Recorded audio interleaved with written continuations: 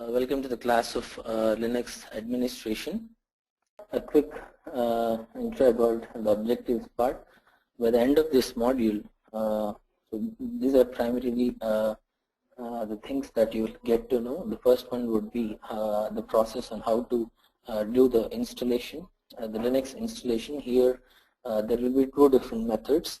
It's like using the command line installation is the one, and the other one will be using the GUI. So please remember these two words which we will be using throughout the course, that is a command line interface, CLI, and the other one would be a graphical user interface, GUI. In order to see simply, I hope you all might be working on Windows operating system. So Windows is all about just click, click, click, right? But here when it comes to Linux, you will have the other mode, that is working on the command line. So where you will get to see, that's the non-graphical part, where you will get to see a black screen with a command prompt. Basically, that is your command line interface, which I would refer to as CLI. Okay, so we do have two different kinds of installation processes. So what happens is, if you take high-end servers, people might not prefer to install the graphical part. So they tend to feel that the installing the graphical part might, show some kind of impact on the performance of the system. So they totally depend on running all different kinds of commands and everything. So that means making use of the non-graphical part.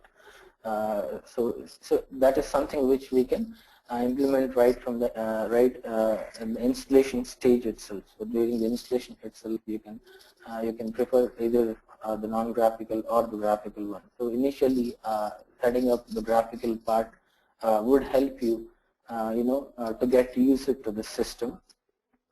So we will see both the ways on how to perform this, and gradually we will also get into the kind of installation which we say as unattended installation. That means the person need not have to sit and manually, select that I want this language, I want these servers to be installed, like that. So what we can do is we can tell the system, we can give it a set of instructions and say that I want you to do the installation by following the instructions in this particular file. So there are such kind of installations involved, which would help you, if you work in an organization, big organization, and if you're given some 100 systems and you'll be asked to do the installation of installing Linux on all the 100 systems, then you don't go and sit near every system and perform the installation process. What you do is you just give the instructions to all the 100 systems, and remotely you perform the installation. You automate this process. Okay. So as a part of this course, we will also get to see some automation processes, how to automate the things. You might have heard about scripting, which is bash or shell scripting. So it is similar to, it's a kind of a small program where we mention all different kinds of instructions, and we ask the you see, for your understanding, we ask the operating system, to execute all the set of instructions. So this is all about scripting that we will follow. So here, the first thing, so as a part of the objective, the first one is the installation process of Linux, and the next one would be identifying the command line techniques. So as I have mentioned before, so in order to become an expert in Linux operating system, you need to practice commands. So gradually you need to be in a position that you have to perform each and every operation using a command. So you should not be using the graphical interface to do anything. So there are a lot of commands you need to practice and get used to. So we'll cover all those commands and topics and the third one is the concept of system initialization. See, another important aspect of working on Linux operating system, I would say, is you would get a feeling of how an operating system works. So that's the beauty of working with Linux operating system. As a Windows user, you said before the system, most of the operations you can read the instructions, and you can just simply click and perform the operations. So you would never get to know what is happening behind the screen. But when you start working on Linux operating system, right? So the moment you perform an operation, you get a feel that, okay, so this particular operation has triggered this particular binary or this particular executable, which in turn is trying to interact with other processes, and this is how this particular operation is executed. Or if you start a particular server process, so you will get to see how the server has been configured, and when you start the server, you will see all different processes that are involved in starting up the server. You will be configuring the server, and while starting the server, you will get to see all the different parameters that you have passed being executed, and how the processes will get started and how they'll be killed.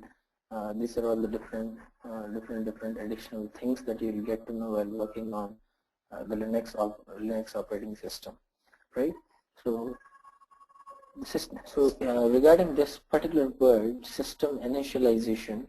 So what happens is when you start, every time you start an operating system, whether it may be Windows or Linux, the first process, I hope you all know, it's called as BIOS, which is a basic input-output system that gets started.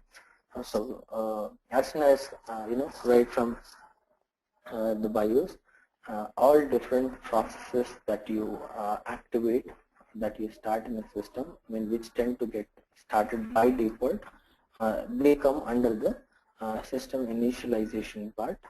I'll show you the different folders in which the system initialization files are present. So all these processes will get started one by one when you start your Linux operating system. Similarly, when you shut down your system, all these processes would get killed one after another.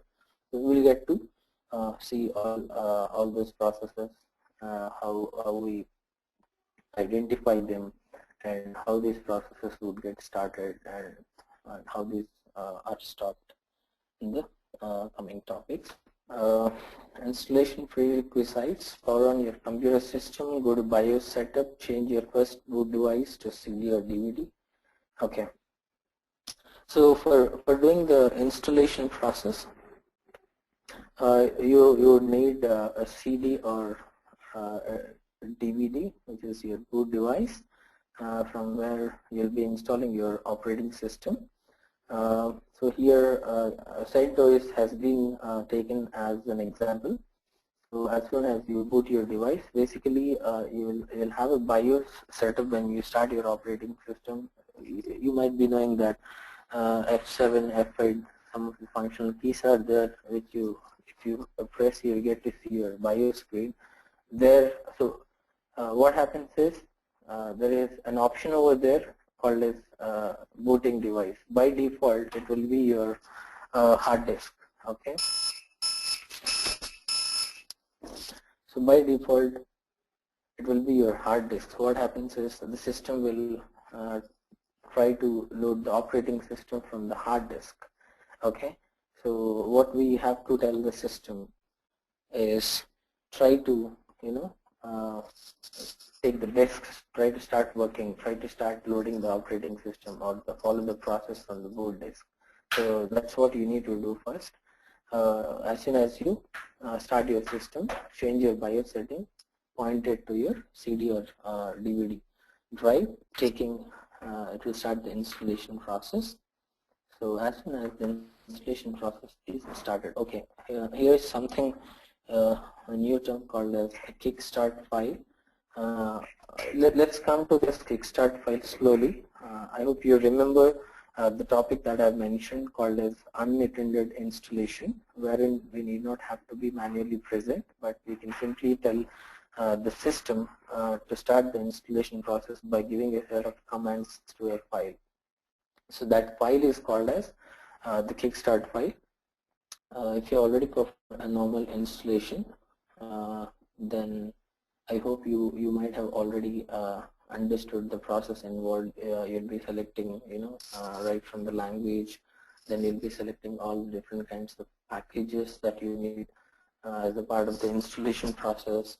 So in your LMS, here there is something called as installation guide for Linux. So what you can do is you can go through this installation guide. It contains a step-by-step process on how to install your operating system, what are the prerequisites needed.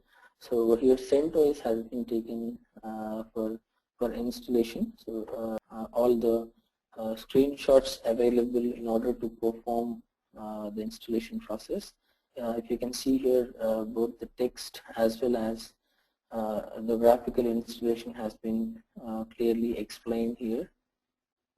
So as soon as you start booting from your device, from your CD-ROM, so you'll get this welcome screen where it will ask you the kind of installation that you want to perform. Here there are 3 different kinds of modes: the text mode, the graphical mode, and the other one, the third one would be unattended installation, or doing it from the network.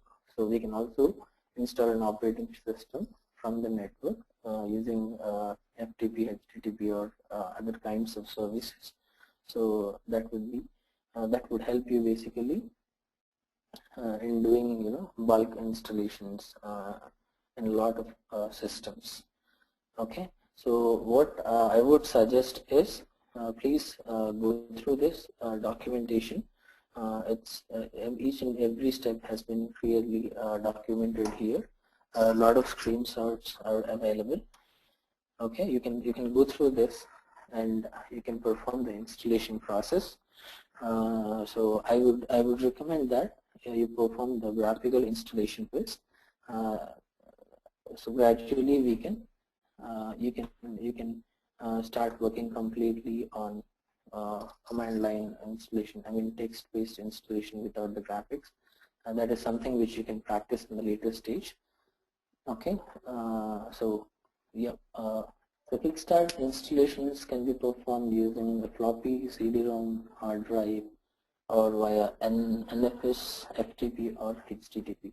So please make a note of any kind of new terminology or the words that would come, kind of technical words that would come throughout the sessions.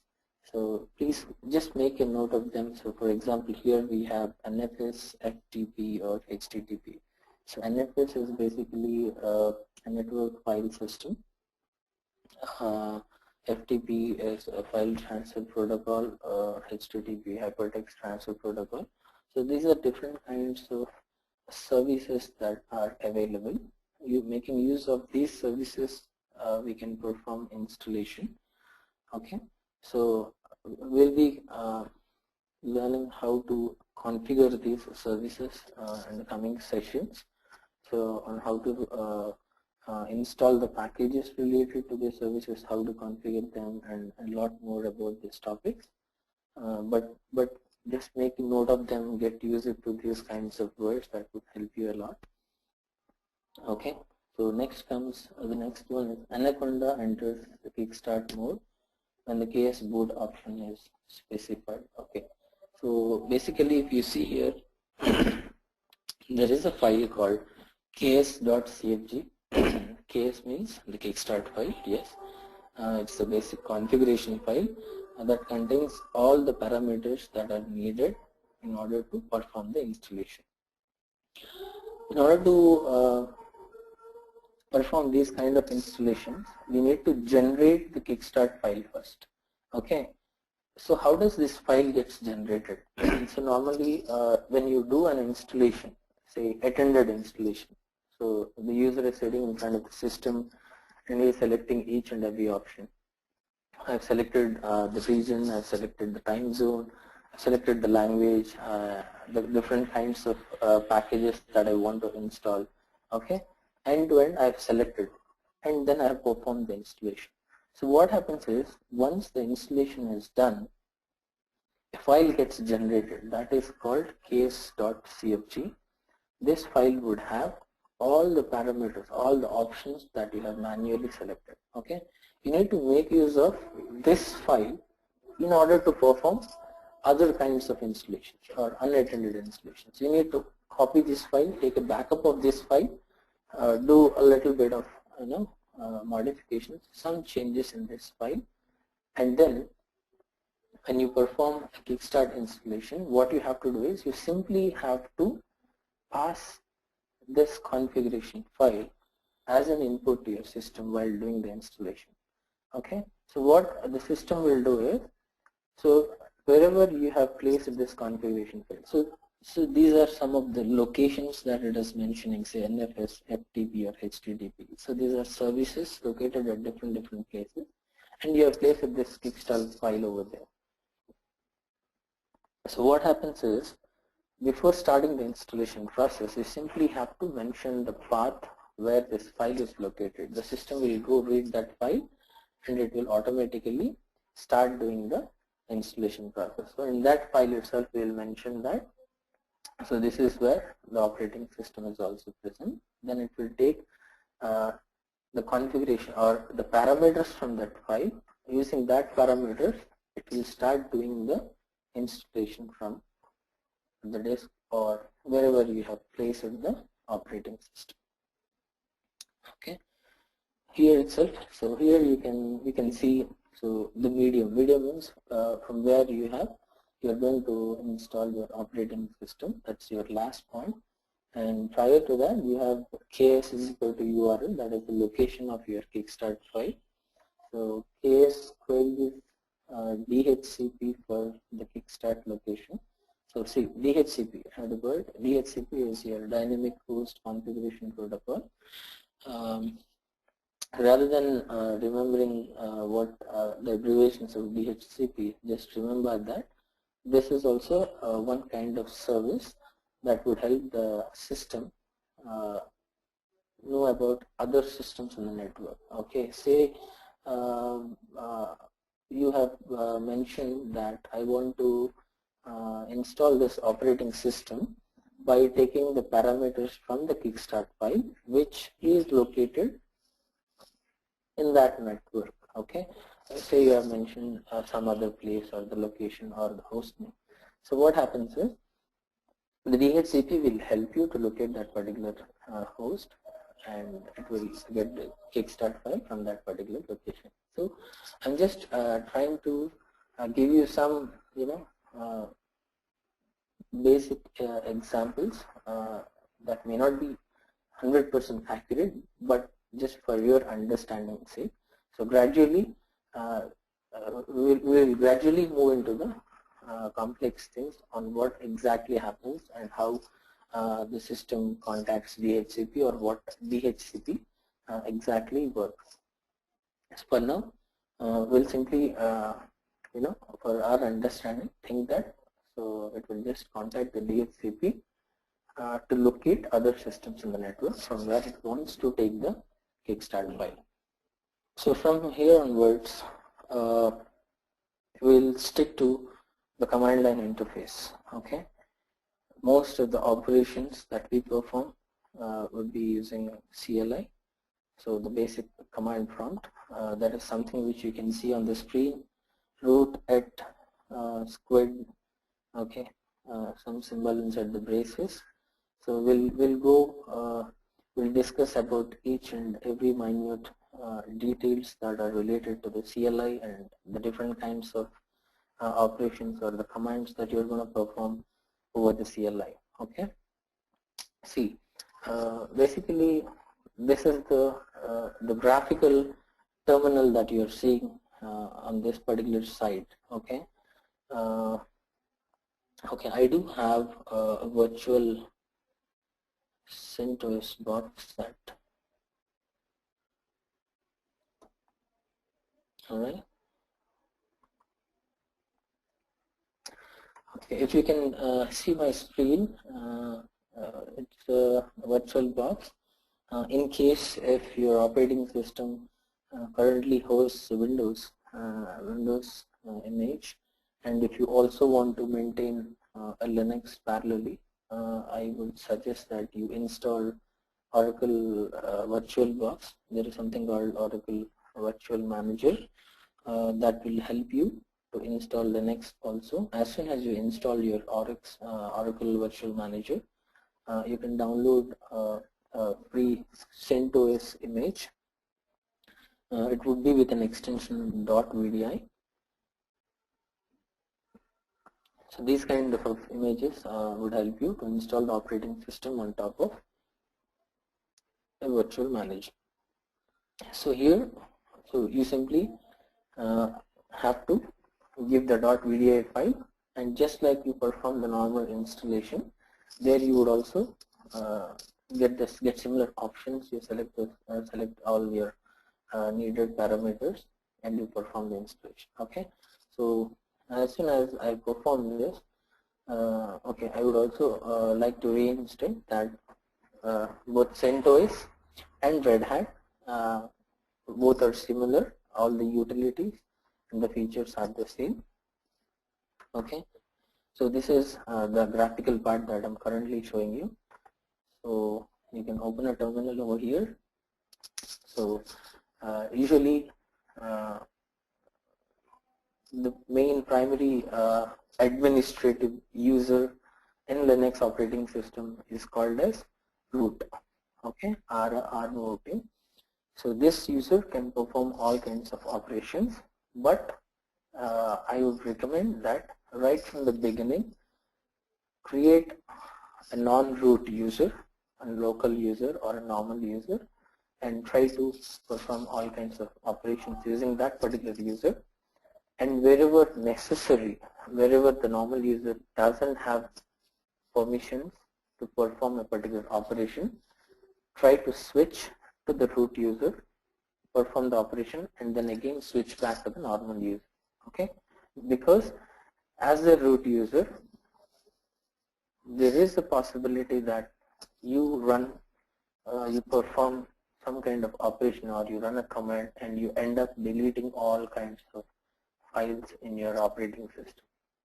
Okay, so it is very important that till the time you get used to the system and all kinds of commands, it is highly recommended that you log in as a normal user, because normal user doesn't have access to perform such kind of operations. Okay. Okay. Now just look into this particular terminal. Let's start from slash. Okay. So this // this is considered as the root folder or the topmost folder. I hope you have some knowledge about the basics of Linux operating system. It is kind of an inverted tree structure. Okay, starting from /, we have different kinds of folders here. So these folders, if you take the first one, bin means it contains all different kinds of binary files. Okay, so when I say binary file, what it means is, if you see here, I'm running a command called ls. Okay, when I run this command, it is giving me some kind of output. So what exactly is this command? So this ls in turn will point out to a binary.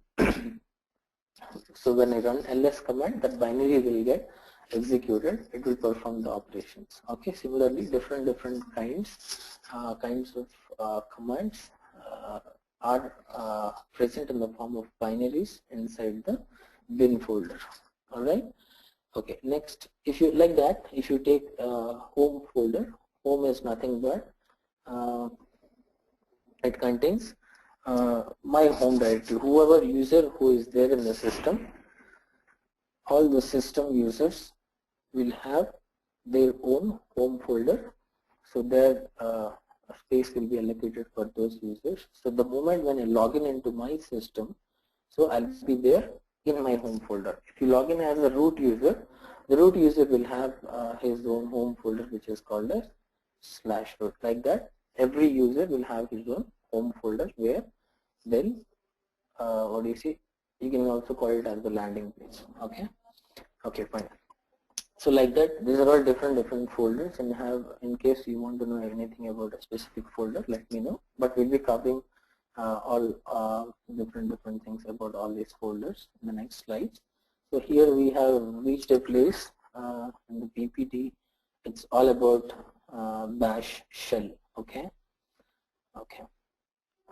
If you see here, right, currently, okay, what is a shell? Okay, if you have read about the operating system, you would get to know that shell is an interpreter. Okay, so interpreter means there is something called as your operating system kernel. Okay, and there is a user sitting in front of the system, and the user is giving some kinds of instructions to the operating system. Okay, now I've given a command called ls. I've given an instruction. Okay, so what happens is this shell or the interpreter, what it will do is it will take this command and it will try to interact with the kernel. It will look at the corresponding binary, and then it will give me some sort of output. Okay, so the shell is called as kind of mediator, interpreter. Whatever the user input is there, so what it will do is it will convert the user input into what is a system understandable format or the native binary, and it will perform that particular operation, and then it will again fetch the output and present it to the user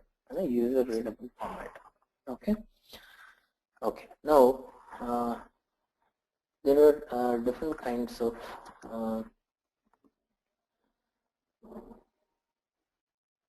shells in a Linux operating system. Currently, the shell in which I'm working, I have logged in. It is called as bash shell. Okay, this shell is present in this particular location. Okay, it is sufficient if you remember that shell is an interpreter. Okay, what it does is whatever instructions that the user gives, it will pass it to the kernel, and whatever output or the instructions kernel gives, it will show it to the user. So that is the main job. So for every kind of operation, there will be shell who takes care of the execution part. And currently, what is the shell that we have logged in? It is called as bash.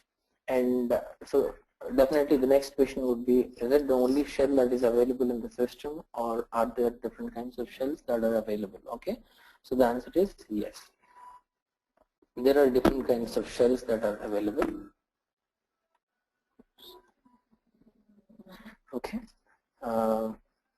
there is a file inside your etc folder, which you can see here, /etc. etc basically, it is a subfolder under your main root folder under /. It contains different kinds of configuration files. It is one of the most important folder in your Linux operating system. Okay, so inside that there is a file called shells. So there you can see that you have different kinds of shells: CSH, ECSH, dash, bash, sh. So if you want, you can also log in into these shells. So there is some differentiation among these shells. The features are a bit different, but most of the time will perform all kinds of operations from the bash shell itself. Bash do contain all the features that are necessary to perform as an administrator. So this is the recommended one. Alright. Okay. Moving on. So what this says is bash, or okay, abbreviation is born again shell. That's the standard GNU shell, intuitive and flexible. That's the standard shell for common users. Okay, this shell is also called as the superset of the Bourne shell. Okay.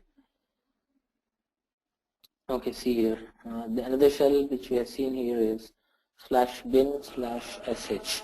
Okay, so all the commands that we can perform on that particular shell can also be performed on the bash shell. Okay, as I've said, this is the file where you can see all this information. Okay, nice. Now here, if you look at this prompt here, right, I would like to say a word here. So basically it talks about the user here. It's the root user who has logged in at squid. This would be the host name, and this tilde symbol. Okay, tilde symbol basically it represents your home directory. Please remember this. Okay, see here, this is the admin user who has logged into the system, localhost, that means my current box, and then this tilde symbol, it says my home directory. So I'm gonna shift to another folder now. PWD means present working directory. Okay, here I am. Now if I use the tilde symbol, I'll be going to the home directory. Okay, so that is what it represents. Here see, so this particular location, it mainly talks about the folder in which you are currently present. Okay, and then in the ending there is something called as a dollar symbol that says that you are a non-root user. Okay, if you log in as a root user, obviously you would see a difference.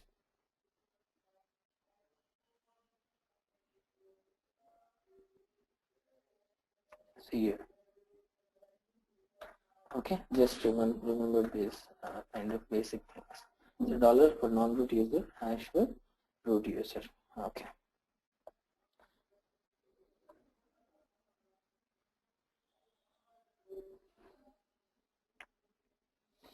All right.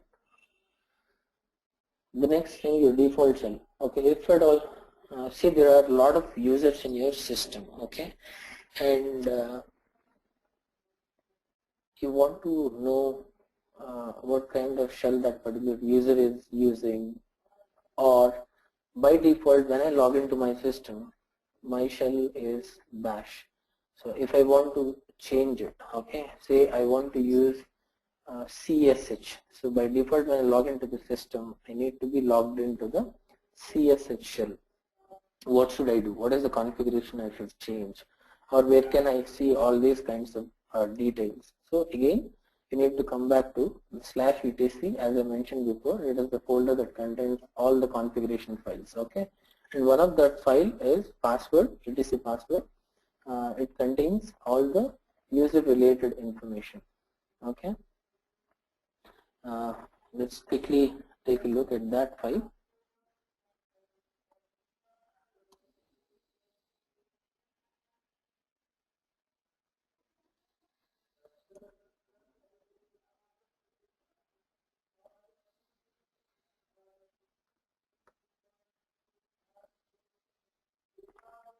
Alright, see, you get to see that there are different kinds of users present. Okay, don't mistake these users as the normal users. In fact, a lot of processes that run in the system, okay, they create a user for themselves and they run on the name of that particular user. Okay, for example, here you can see Apache is one particular process that is running and it has created a user of its own. Okay, like that, a lot of processes. If you have heard about SSH, okay, that is secure shell, so it has created a user for itself, like that. So admin user is the only user that has been created for me. Other than that, that would be a root user. Okay, so here this particular file contains all the user related information. So what is the kinds of shell in which by default I'm going to log in, what is my home directory, all right, like that, all different kinds of information. What is my user, every user will have a user ID, and he'll be part of a particular group in Unix. So just remember that every user will have a user ID, which is his identification. Also this particular user will be part of a group by default when you create that particular user. Okay, so all those details will be present here.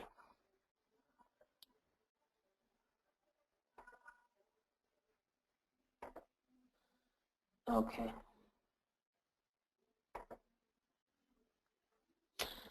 Okay, when you start using the bash shell or the command line interface, it is very important that you remember some of the shortcuts. So these shortcuts would help you to perform the operations more quickly. Like you may not have to waste your time, typing the things every time or moving the cursor from one end to another end when running some large big commands and all. So these are some of the shortcuts. It's not mandatory to remember everything, but as and when you need something, just refer this and you'll gradually get user to it. I'll show you. Okay, see here, right, using your up and down arrows, you'll get to see all the commands that you have used before. So as I've shown in that slide, so Control A will bring the cursor to the beginning of the line. Okay, Control E will move it to the end. Okay, so this is how.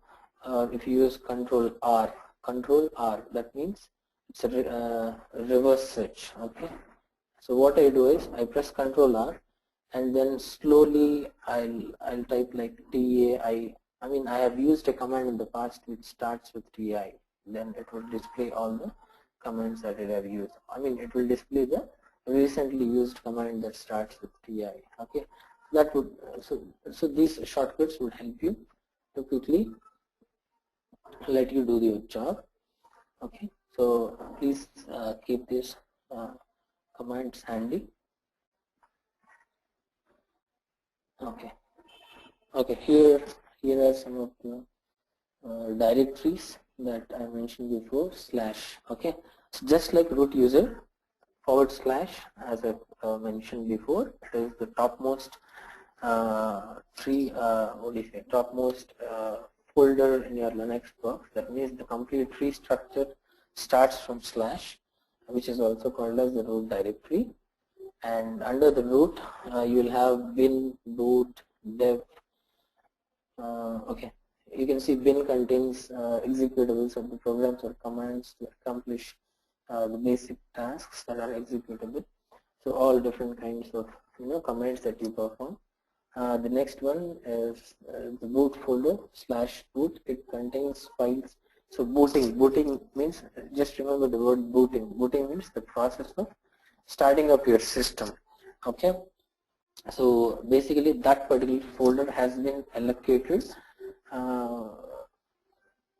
allocated for files that would help you when you start your system. Okay, bootable files, all system related bootable files are present in that particular folder. Okay, so your kernel image, even your OS image or the kernel image will get loaded while you initialize, while you start your system. Okay, next is your dev. Dev means device files. Okay, dev contains device files. That means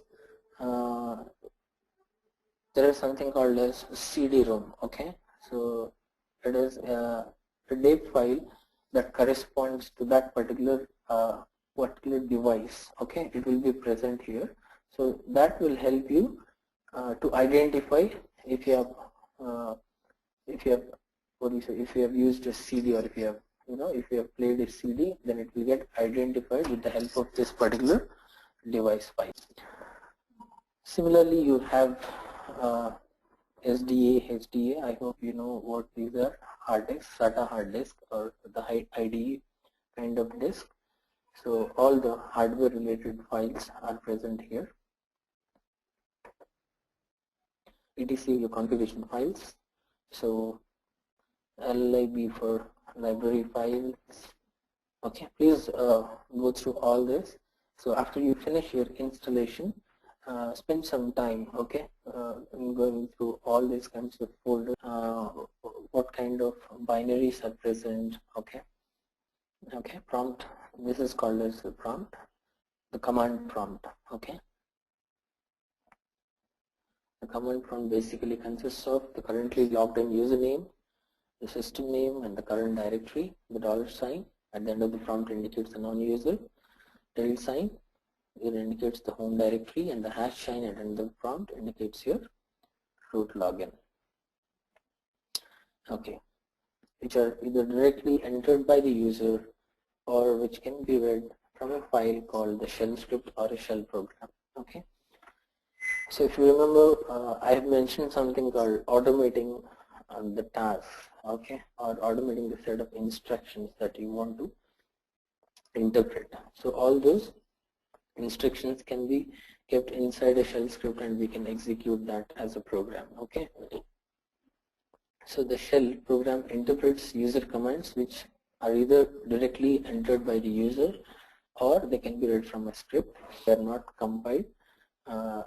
So I hope you might have performed some C or Java kind of code executions where it will go through the compilation process first, and then what do you say, Java C, using Java C you execute the compiled part. So that doesn't happen here. Basically, whatever set of instructions you give inside a script, they'll be simply executed on the command prompt. Okay. The shell reads commands from the script line per line and searches for those commands on the system, while a compiler an executable file which may then be used in the script. Okay. I'll show you a sample example of a shell script. What we'll do is we'll take a very raw example, very basic one. Say okay, here I'll do is test sh. All right, if you see here the file test.sh ending with .sh. Okay, so this is a basic, very basic script. Okay, I'm just trying to show you the flow of the script. Okay, so basically a shell script is nothing but a basic file that contains some commands or the instructions. So ls here is to list the contents of the current folder. Okay, this is the same output that it has given before. All right. So pwd, what is the directory in which the user is currently? The current directory pwd. Okay, /root, the same output, and I have used some other command called as who that says who are the users who are currently logged in. Okay, so simply keeping those commands inside a file and executing the file is a process of generating a script. So gradually we will see some of the advanced features of the shell scripting topic. All right. The shell reads commands from the script line per line and searches for those commands on the system. Okay, so this is what we have seen now. So please try to perform these kinds of operations, create a text file and try to run the file and see how it does, how it performs the operations. Okay, so next is these are the different kinds of shell types that we have seen: sh, bash, C shell, ECSH, KSH. All right, here comes another command. Okay, we'll be going through some basic Linux commands. Okay, so far. All right, so cat. So this is the first command usually that will be start with the people who start with the Linux commands. Cat is basically for concatenating the files. It is also used to display the content of the file. Okay, displaying the content of the file in order to edit a file, in order to concatenate two files, in order to copy a file, delete a file. Each and every operation will be performed using a command in Linux. Okay, you need to get used to all these kinds of commands. You need to practice a lot executing these commands, performing different kinds of operations, right? So this is one example, /proc/version. This is some file that has been displayed in this example. So I'll execute these commands and show you. So there are different ways of using this cat command. Okay, so here is a different example, creating a file using this particular symbol. Okay, what it does is, see, basically, how do you create a file? So what I want to do is, I want to manually, previously I followed a different way of creating this file, that is using an editor called as VI. So here another example that I want to show is, I want to manually keep giving the instructions or whatever content that I want to place inside the file, and by the moment I finish that, the file should be available. Okay, another sample, this is the file name. Okay, so what happens is, see, you don't get the prompt here, so it is waiting for your inputs so that it will create the file and keep the content inside it. Okay, so what it was, this is online training and Linux admin course. Okay, control.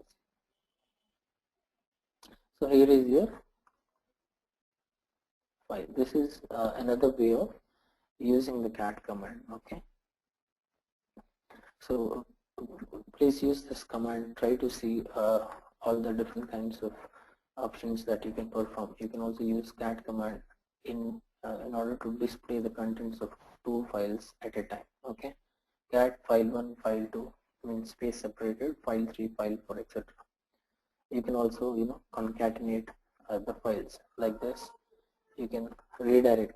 So basically what happens is, cat is trying to display this content. So this symbol is basically a redirection operator. I want to redirect this content to another file, say sample1. Okay, so now what it does is, it has, so whatever content it has displayed here, it will redirect this content to cat sample1. Okay, all basic commands. So please practice all these commands if you are not familiar with. So yeah, here some more commands. ls cd more cat. We have already used ls command to list the contents. Cd is change directory. More and less. These are 2 more commands which would help you to see, let's say, some top 10 lines of the file. Right? More some right? Okay. So if you have more lines, say what we do is,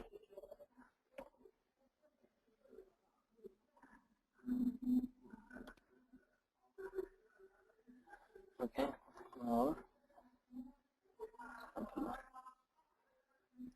Okay, see, if the size of the file is big, okay, more command will partially display the content of the file. All right. So you have seen this 46% more is left. So pressing enter will gradually show you the file. So this is a more command will be used. So you have a lot of such kinds of tools available.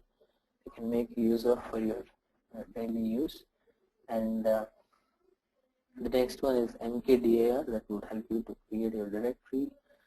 And also I recommend that please go through the man pages before executing any of the commands. Man pages will help you to give you all different kinds of arguments that are related to a particular command that will be very helpful for you.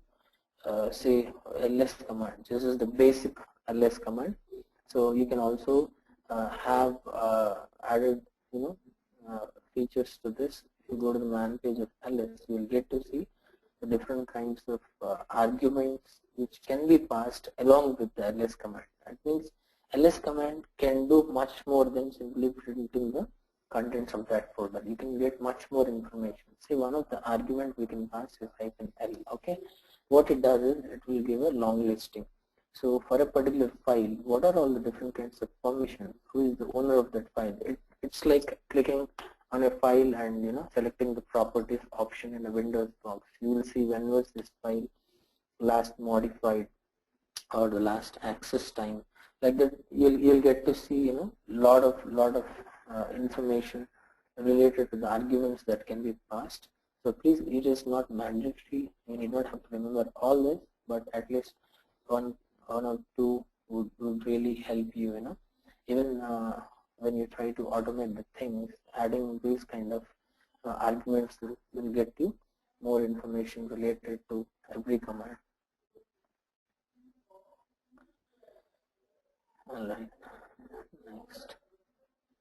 Okay, here you can see -L long listing. It will give you the file name, owner, permissions. S, it will sort by the size. Okay, so when you have that particular use case, okay, then you will make sure that, say you want to write a script wherein you have to sort the files. So rather than writing code, what you can do is you can simply pass this argument and get it done. Okay, so when such a scenario and such need comes, make sure that you go through the arguments. There would be some argument that will get the things done for you easily. Okay, ls-R shows the subdirectories also. Say you have a very big hierarchy structure. Say now the structure is like under slash, the topmost folder. You have bin, root, home. Okay, say like that, the structure has grown enormously.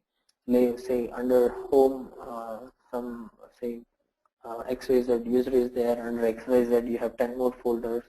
Under each folder, you have again 10 more subdirectories. Say it has went up to 10 levels. Okay, it is difficult to manually browse or like that. So what we can do is, if you want to list everything, you can use ls-R command. What it does is it will show you that entire list of directories and subdirectories which are present in that particular structure. Okay, so you can also use this command to perform small-r, so reverses any kind of sort. You can use the combination of these arguments. Okay, so a lot of features are available. Okay, see here. So ls-h, h is basically for human readable format. Okay, so when you print a particular file, when you do a long listing, it will try to display the size of the file. Usually it will be shown in bytes. Say if the size of the file is huge, very big, okay, say in GB or in some hundreds of MB. So if it displays in bytes, you'll see a big number. Again, we need to count the places, okay, and then consider whether it is in MBs or GBs. Rather than doing that, you can ask the system to display it in a human readable format. You will get to know the exact MB or the KB of that particular file. Okay. Okay. The next comes mkdir. Mkdir make directory. This is the command. If you want to create a new file, you will be using a touch command. If you want to create an empty file, similarly mkdir will create an empty directory for you. Alright, so some more commands here. So by default, without passing any kind of argument, if you use the cd command, we'll go to your home directory. Both are the same. Even using the tilde symbol will take you to your home directory, and then cd/ the root folder. So these are some of the basic commands. If you want to go one level up in the directory structure or the previous directory, you can use cd space dot. Okay. Apart from this, if you use cd space hyphen, it will take you to your to the directory where you were previously performing the operations. For example, I am under slash directory now, and then what I did is cd space /x/y/z, like that. A big folder structure I have moved into. Okay, and I don't remember where I was previously. Say if I want to go to that folder, what I can do is simply cd space hyphen. It will take me back to the slash folder. So the difference between cd space dot is space dot will take you one level backwards. That means one level up in the structure, whereas cd space hyphen will completely take you to the folder where you were previously. So there are some of good options or arguments that are available you can make use of. Okay, mkdir. Okay, let's see another example here. Let's see some of the arguments for mkdir command. Most of the commands would have -v verbose option available. That would help you. It will display a message regarding the operation that it has performed. So if you need more information when performing a command, you can use -v option. So -p is no error if existing, make parent directories as needed. Say if a particular folder has a parent directory already existing, so we want to make sure that it doesn't error out while creating that. So we have just 2 or 3 options with mkdir command. So more is something which we have already covered before. The results will display on the terminal screen. You can paste through the results by pressing space bar, or you can also press the enter button. So if you want to quit in the middle, you can use the Q to quit. Okay, next we'll see some more commands. There is move command, copy command, and remove command. So move command is basically to move a file from one folder to another folder, a file or a folder from one place to another file. So which is source, the other one will be the destination directory or the folder.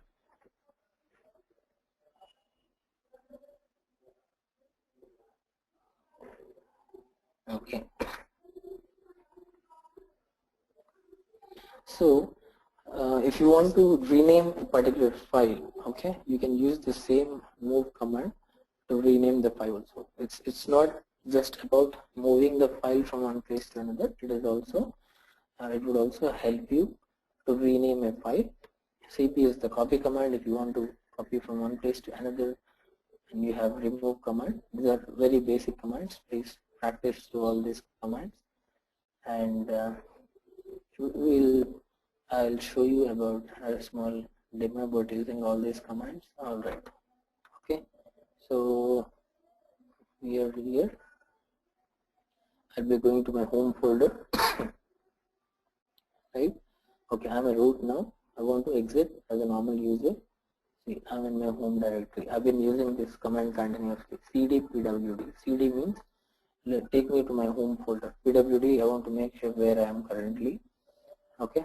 Here what I'll do is I'll create two folders, mkdir, okay, directory 1, directory 2. Alright. If you observe, I have used I have created 2 folders using the same command. Alright. There you have directory 1, directory 2. Okay. And then what I'll do is I'll create a file. Okay. Okay. Before going to the file creation, I just want to show you, okay, how we move from one place to another. Okay, so I hope you remember using the ls command. ls command will display the contents of the folder where we are. Currently I'm in the home folder, so these are all the subfolders in my home folder. Okay, now it is very important to understand how to,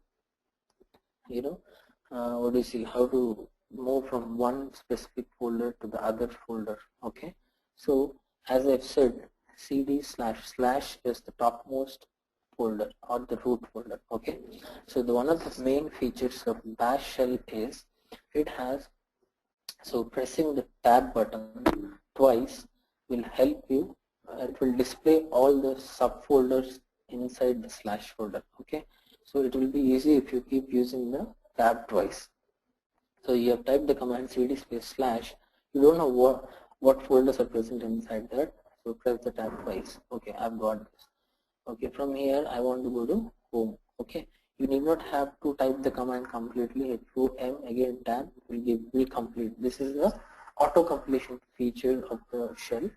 Okay, So practice using the tab. It will help you. It will quickly complete the folder name or the file name. Even if you give a single letter or two, it will also give you all the related matches that are present.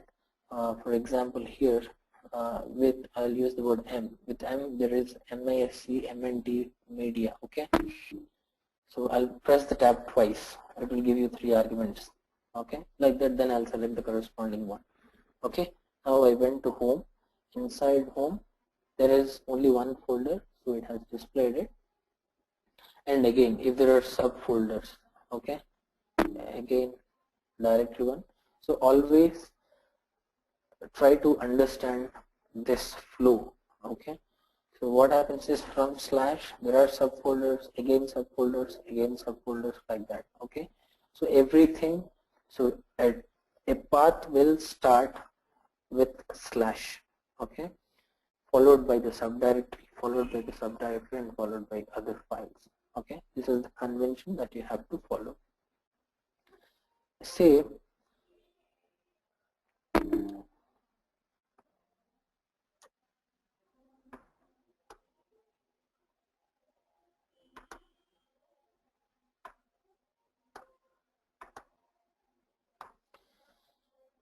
okay, so if you want to move to a remote folder,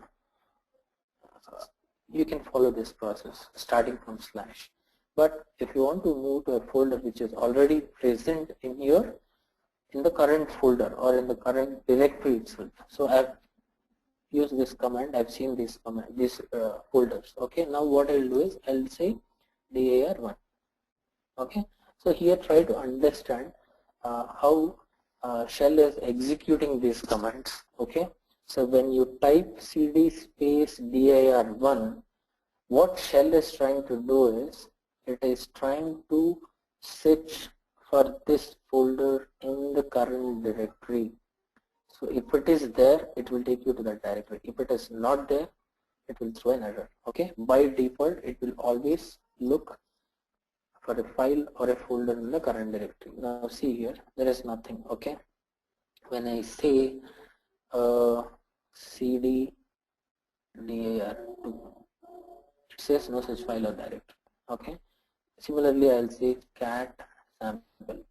So what the shell is doing, it is searching for that particular file or a folder in the current directory. Okay, so this is something which you need to understand. Another one is, so previously what I did is I'm telling the shell that go to the root folder, which is from there go to the home folder, from there go to this folder, from there go to this folder. So I am telling the shell, I'm giving it the exact path where I want to go.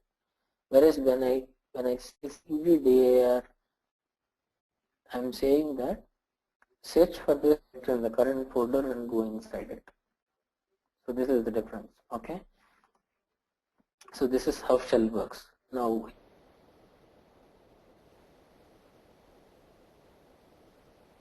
cd space dot dot. Okay, this is where I am. cd space dot dot. This is where I am. cd space dot dot. This is where I am. Okay, like that. Coming back to the previous folder. Another example what I'll show is, now here I am, cd space home, admin user, dir1. Alright. Okay, now I hope you remember this command. cd space hyphen. See where I am. So I was in this folder before under dir1. Okay, by using hyphen it will get me to the previous folder. Alright. So now I hope you have understood how shell works. See, this particular feature, this is applicable for a lot of other commands which we will be using in the future. So please try to remember this. What I mean here is, say if you want to search for a file, so I'll give a command. So what I'll do is I want to search for a specific file. I'll give a command which is used for searching files, and I'll give the file name as a parameter. So the first thing the shell will do is it will try to search in the current directory. So if you want to make the shell search the file in a different folder, you need to mention that specifically. Shell cannot perform operations on its own. Okay, you need to tell it specifically that okay, I want you to do this. Okay, let me give you a quick example. Okay, see, okay, I'm here. I'll go to, okay, here I'm telling the shell. So touch is a command to create an empty file. Okay, so I'm telling it specifically use the touch and create an empty file. So it has created it. I'm saying ls, that means print the contents of the current folder. Cat is a command to display a file. This is already an empty file. So you need to tell the shell, you need to be clear with your instructions. Then only it can perform the operations. Say, now what I want to do is, I want to copy a file, so the same one, empty file, to another folder. Okay, so here what I'm doing is // it will take me to the previous folder, and inside the previous folder there is another folder called dir2. Okay, so I want to copy this file, so I'm telling the shell copy this file to a folder present in the previous directory. So I've got the prompt, that means it has successfully executed. Now I want to list the content of that folder, but I don't want to go there. See, I'm here. I want to list the content of the previous folder.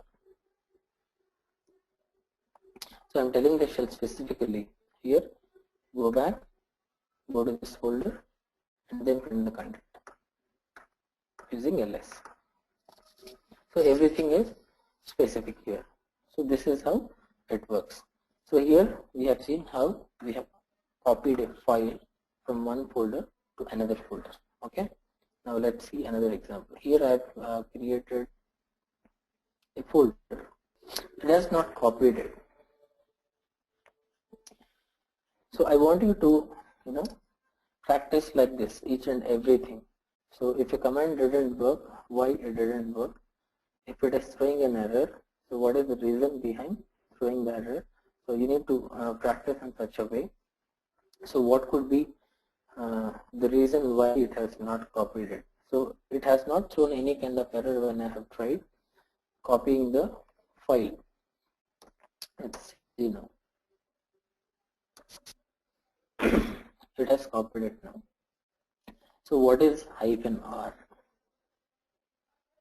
So always make it a habit of, whatever argument that you see, whatever command you see, go to the man page, see what exactly it does, what are the arguments that it supports. So knowing that would help you, help you a lot in learning more about, in simplifying your admin job in the future. Okay, now that, okay, another thing here. Now I've opened a man page, right? Okay, I'm using a down arrow here to go to the bottom. Say I want to quickly go to a specific place. What I can do is /. Okay, I've used the option -r. Alright, so this is how you need to search for a specific word, or if you want to quickly move to a place, so you can use the /, type the button, type the word, press enter. If you don't want, simply press escape again. Okay. So -r. Copy directories recursively. That means what it does is, I've created just one empty directory. Say that directory has subdirectories or files. So what this command would do is it will copy that entire structure from one place to another place.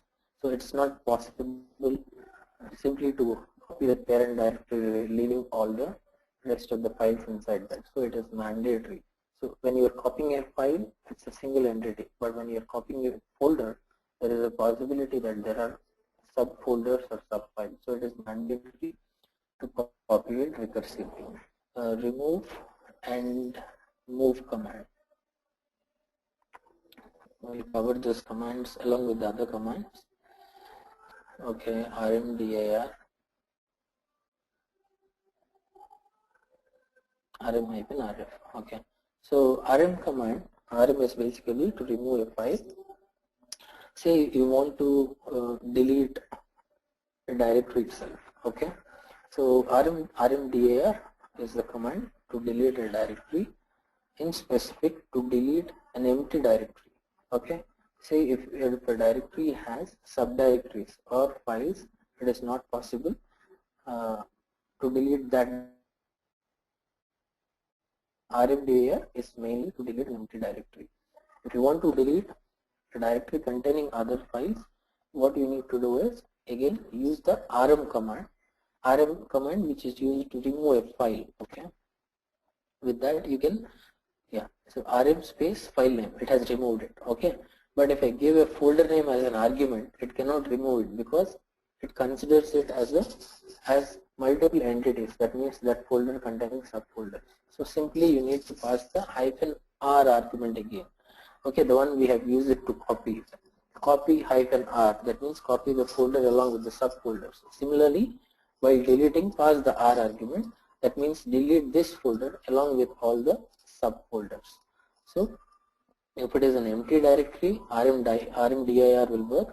If it has subfolders and files, use rm space -r. Okay. See here, if you use it, if the directory is not empty, it is going to throw this error. Then you need to modify it again. rm-r. Here F is another option. F means forcefully remove the directory. Now the next important topic we are going to face is about editors.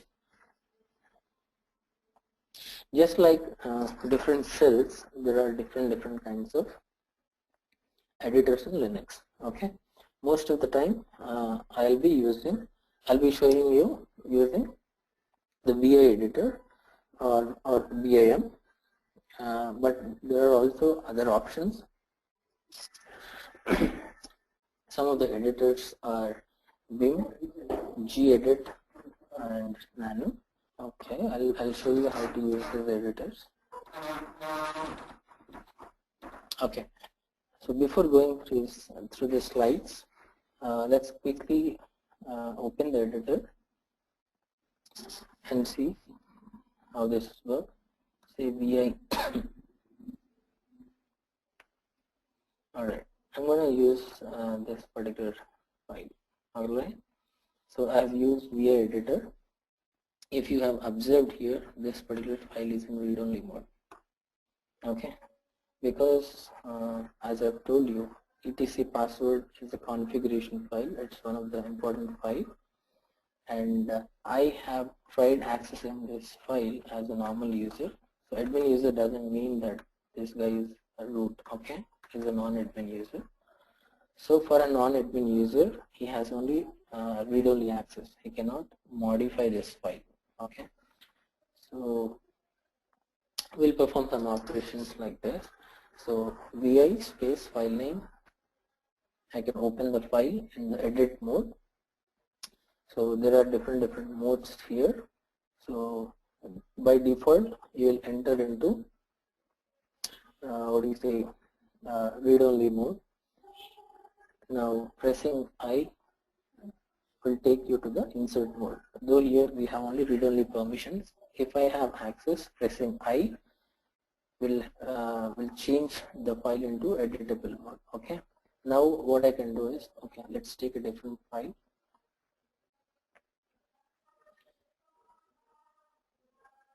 Okay, what we can do is we'll take the man page of ls command and redirect to the empty file. Okay, you can take this example.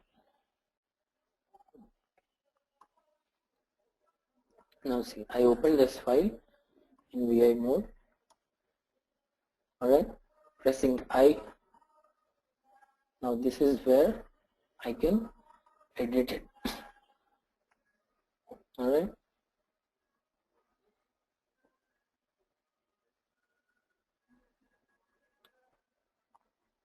Alright. Once I'm done with the editing, press escape, W will save the file. If you want to quit after saving, quit.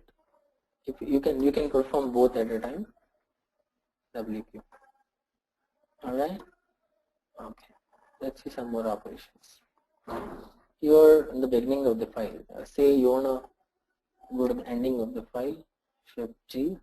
So like that, there are a lot of associated commands available. Control O. Say you want to copy one particular line in YY command will help you. I want to paste it 5 times. Okay. This is YY twice will help you to copy one particular line. If I do 5YY, okay, simply so go to the command mode. This is called as the command mode. Okay, pressing I will bring you to the insert mode. If you want to search the way we have searched in the man page, simply slash, say there is a word called mandatory. Okay, there you are. Next, it went to the bottom, there is no such word. Okay, what we'll do is let's go to the bottom now. Okay, so here what I did is from the beginning, so when I do this search, okay, I'll take another word. So it is searching from top to bottom. Okay, next we'll take a common word. Okay, say user. Okay, next. See, but now I want to do, the search should start from the bottom of the file. If I want to do a reverse search, so I went to the bottom of the file. If I do like this, searching like this, it will again come to the top. Okay, so search that starts with slash will always start from the top of the file, whereas if you do like this, so go to the bottom using question mark, now search. See, it has come to the first occurrence from the bottom. Okay, now press N for the next occurrence. Okay, like that. So these are two different kinds of searches that you can do in the VI editor. So there are a lot of operations involved.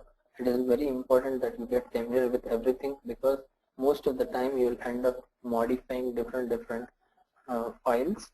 So, or when you start writing a script, or you try modifying the script, okay, a lot of admin work is also involved in modifying the files. So it is very important to understand how to copy the lines, how to delete the lines, or if you want, how to delete a word. See what I did now. So rather than, okay, here I haven't mentioned about deleting the specific alphabets. So X will delete that particular alphabet here. See, letter by letter you're deleting it. See, what I want to is, I want to delete the word itself completely. DW will delete that word. Again, DW, okay? DW will delete the word. So deleting letter by letter, deleting word wise. Okay, this is how. So pressing X, okay, small letter X will delete alphabet wise. Want to delete word wise, DW. All right. Okay. Say you have deleted a word, okay, DW, but I want to, reset it, or what do you say? I don't want to perform this operation. I want to reverse the command. So what I can do is escape U will help you to bring that word back. keep pressing escape U. Okay, it will reverse all the changes that you perform, and then save it, and then quit. Alright, so let's quickly go through all the commands that we have seen now. Shift G will bring you to the end of the file. Control O to the beginning of the file, and say you want to delete 1, 2, 3, 4, 5, 6 lines. Okay, what I can do is, if I want to delete one line, DD, press D twice. If I want to delete 4 lines, 4 DD, done. Say I want to copy that particular line where my current cursor is, press YY. Okay, when you press YY, that line gets copied, and then P, it will paste. If I press 5P, it will print it 5 times. Okay, next, how did we search for a specific word from the beginning of the file? Command. Okay, press N to go to the next word that comes in the order. Okay, that is how we search. If I want to search from the bottom of the file, first go to the bottom of the file, and then use a question mark to start from the bottom, and then give the word that you want to search. Say should. Okay, that is the word. That is the only occurrence that is available. Okay, we'll take another word. Say R. Sorry, R. Okay, see now. Again press N. We go to the next word. Alright, this is the searching from the bottom. Alright, so like this there are a lot of operations. So now let's quickly go to the PPT. Okay, just like, see, I have used the VI editor. VIM is nothing but modified VI. Feature wise both are the same. So if you want, you can also try using the gedit nano. There are other editors that are available, but the features would be different. That means to copy a file, delete a file, or some of the operations to save and come out, how to search it, there will be some basic difference in that particular editor. Let's see one. Okay, another thing, so all the commands are available for you in case say you have you forgot a command, okay, and that starts with letter G. Okay, so as I've said, auto completion feature, pressing the tab twice will show you all possibilities that start with G. Okay, don't get confused. There are two things here. One is you are using a command, okay, as an argument you want to give some folder which you don't remember. Okay, then what you do is there /h, okay, here we have used M, okay, ls it starts with M or something. Okay, so I used a tab. So here it is displaying the name of the folders. Okay, so in the argument part it will display all the possible options for the folders. Okay, whereas in the first place, that is here, in case you forgot a command that starts with G tab, so it's saying that there are 211 commands in the system that start with G.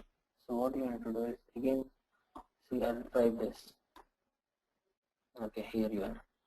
So in the first part of the prompt, it will give you all the possibilities for the commands, and in the second argument part, that is where, say, you have mentioned the path, there it will show you all the possibilities of the folders that would match the given criteria. So here, okay, here I've seen gedit is available. Okay, so again, I don't remember the file that is there in the current folder, so I'll use the tab. It will display everything for me. Okay, empty file with gedit.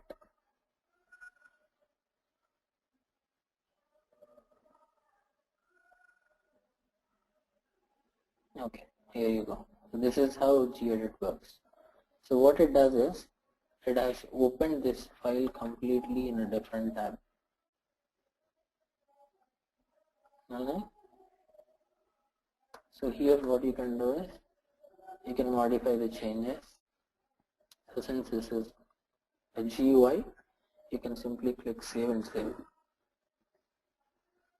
Similarly, there are other tabs that are available. If you want to open, you can go through all these features later. Okay, so try using different tools. See which tool would suit your needs or makes you feel more comfortable. You can go on with that particular editor. Okay, all right.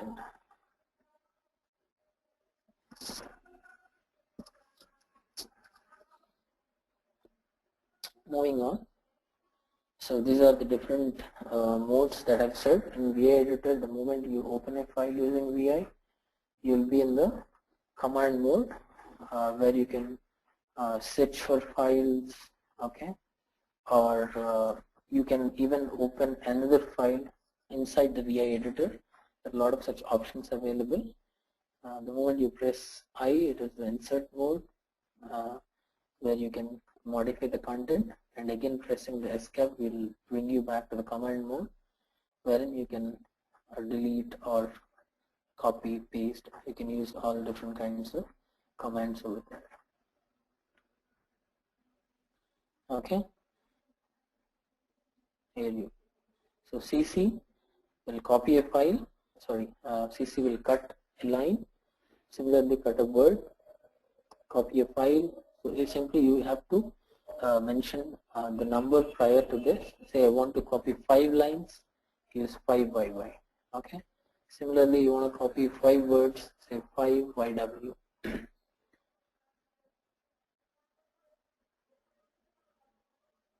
There you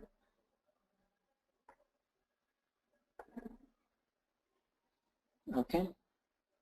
So try to perform these operations. If you want a big file, you can simply cat a man page and redirect that to a sample file the way I showed you. Cat any man page for any command, whatever command, or cat cd. Okay, sorry, man page cd.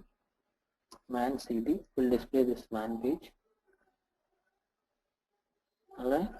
So what we are doing here is we are simply, rather than showing it, I want you to redirect this content to empty file. Okay. So automatically all the content will get moved to empty file. Now open the empty file. So everything that you've seen in the man page got copied here. So here you can perform all kinds of operations. In case you don't have the content on which you want to perform operations, you can do this. Okay. Okay, here are other commands that we have used before. So to undo something, we need to press escape U. To redo, control R. So try practicing all these kinds of commands. To go to the first line of the file. Okay, so there are different ways of performing the operations. Either you can use control O to come to the beginning of the file, or there's another way that has been displayed here. Okay, so please go through all these commands. You can, but it is always mandatory to remember at least some 10 to 15 10 features related to VA editor: copy, cut, delete, searching, and reverse search. Delete a word, delete an alphabet. Okay, these are mandatory to remember. Okay, so VIM is an extended version of the VA editor. So basically, the advantage of VIM is it will highlight the syntax. Say you're writing small code, okay, or you have huge code, you're not sure about the braces part, it will highlight those braces. It will highlight specific functions in the code. So that will be helpful in modifying the code.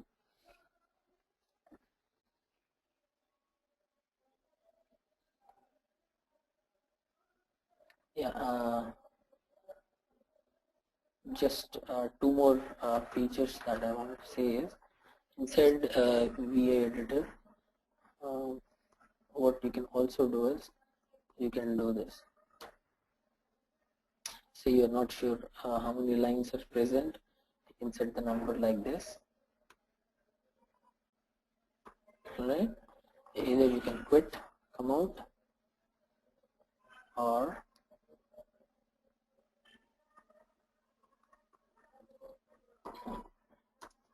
okay, set number, and you can even unset it like that.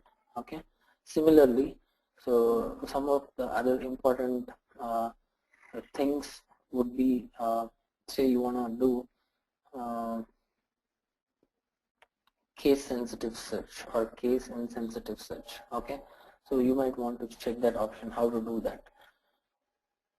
And another one is how to replace a specific word inside the VI editor. Alright, okay. So here what I'll do is, okay, we'll take this as a simple example. Okay.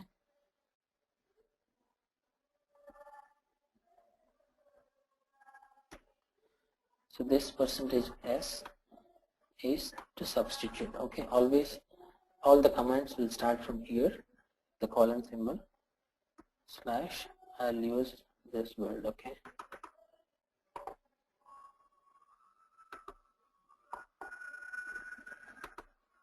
Okay, I want to replace it with just CSH.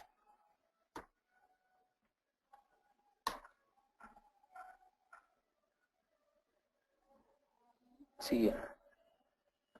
So it has replaced everything. So how do you replace it? First of all, colon, you need to start with percentages, which substitutes the things. Okay. And say we use CSH again. Okay. I want that to be replaced with TCSH. Okay. And it has replaced it. So if you have observed one thing here, initially we had bash underscore built-ins here as well as here, but it has only replaced this part, not this part, right? So here what you have to observe is, when you, okay, first reverse these operations.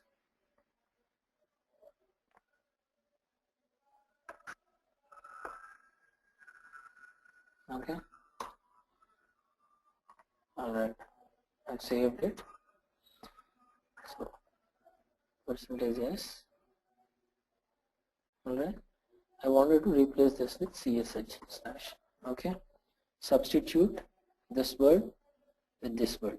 Okay, so here what it does is, it will try to substitute the first occurrence of this word in every line. Okay, when you substitute like this, it will only look for the first occurrence of this word. If you want to replace multiple occurrences, that means if you want to a global substitute, that means replace each and every word in the file, you need to use the word G. Okay, there you go. Okay, once again, so whatever word you want to substitute,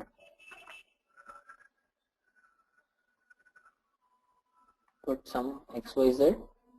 You want to replace the first occurrence only, then leave it like that. You want to change all the occurrences, use the word G. It will replace globally.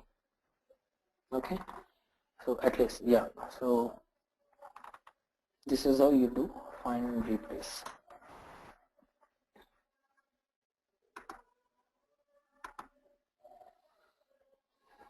Okay, I think we have covered most of the important features. You have to practice always. These are very important, whatever we have discussed so far, on top of which there are some more important ones.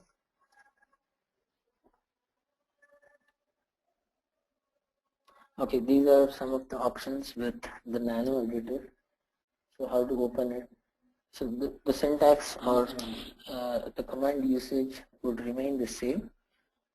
It's like vi space file name or gedit space file name or nano space file name. Okay, so once you use the command, you will get to see the editor either in the same window or it will open it in a new terminal. Then you can start using all these kinds of commands. Okay, and then see the changes that are happening, see which editor would suit your needs. It's simple for you, and you can start using that same editor. So please go through all these 3 kinds of editor, try practicing these commands. Okay, this is another editor, vi vm gedit nano. All right, so the next comes 3 important tools or the utilities in a Linux system. These are awk, grep, and SED. So awk is for all extended regular expressions work except curly brace counters. Okay, let's go with a simple example to understand these utilities rather than going through the features.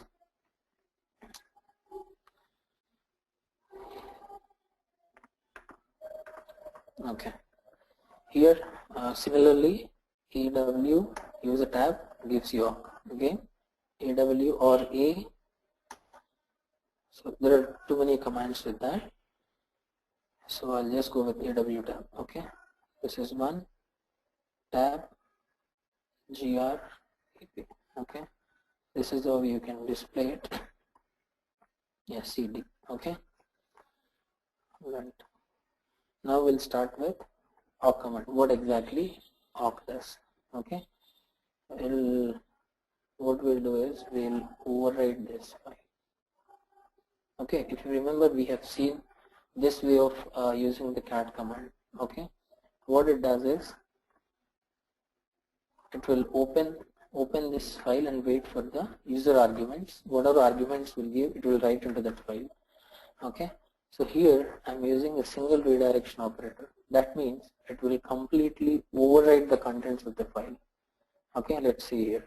Enter. Okay, new content added. Okay, now cat define. It has completely overwritten it. But say you don't want to overwrite it, rather you just want to append the content.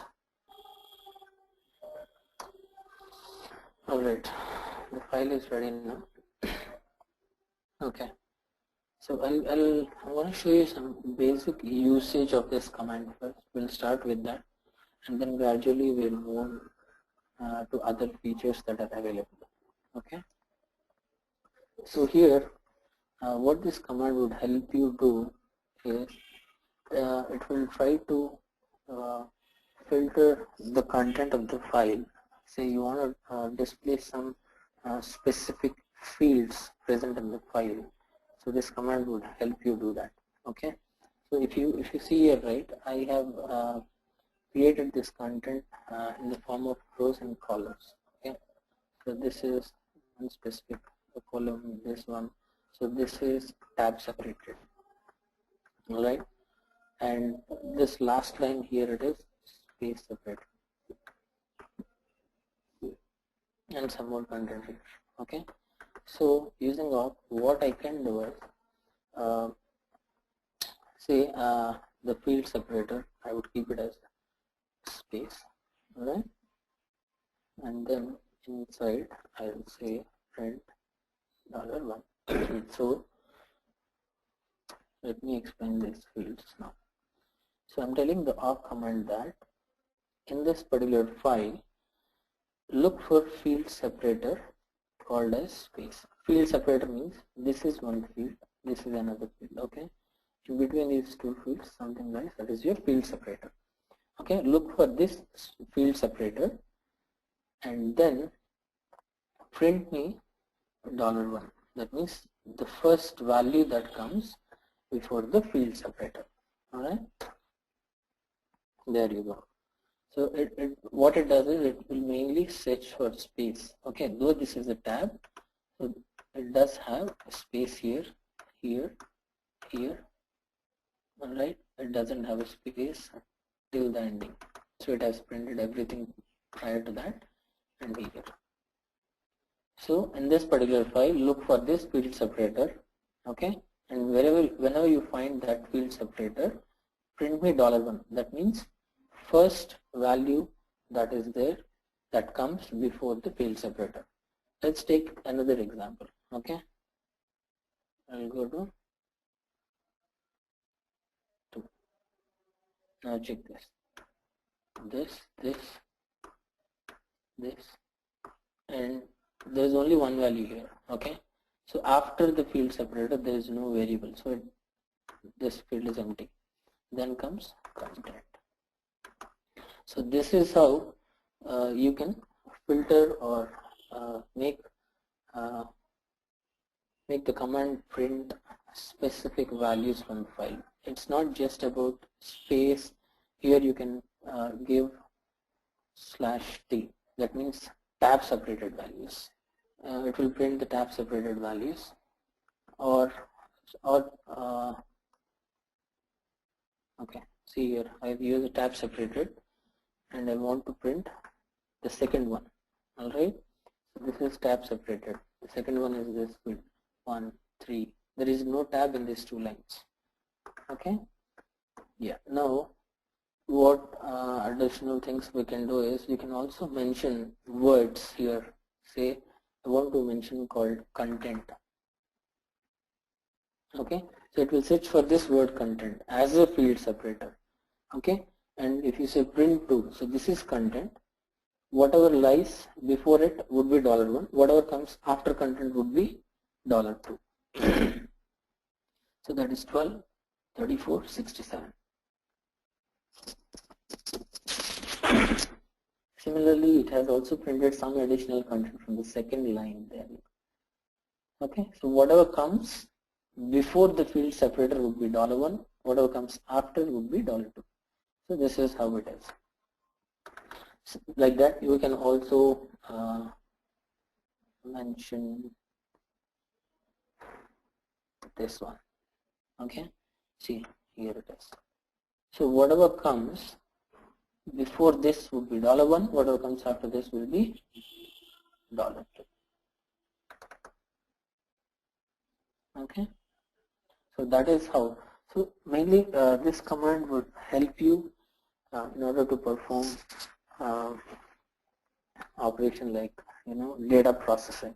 You have some huge files present, or you want to look for specific content from a file rather than opening that file in a VA editor, or say you want to modify the files, or you want to perform some other operations on the files. What you can do is you can combine different commands, and you can make use of this to process the data.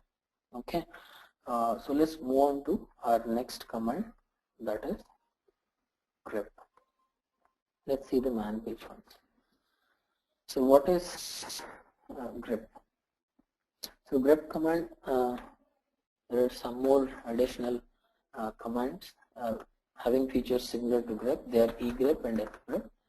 So mainly they'll help you print lines matching a pattern. So pattern specific pattern matching search is what will happen with the grep command. So let's see the usage of this command. So pattern is when you give a specific word or a specific regular expression. It will try to search for that specific expression inside a file, and it will print the content that matches the given expression. And see a quick example here. We'll use the same MD file. So this is the content. Okay. So what I do is using grep, I want to search for word new. Okay. So what it does is it searches for that for a specific word, and it will print the entire line that matches the word. Okay. Similarly, the other one. We'll do a numeric search 987. Okay. So it matches this particular number here. So that is how it has displayed this particular line. So this is how you can search with grep, and another one, let's see, new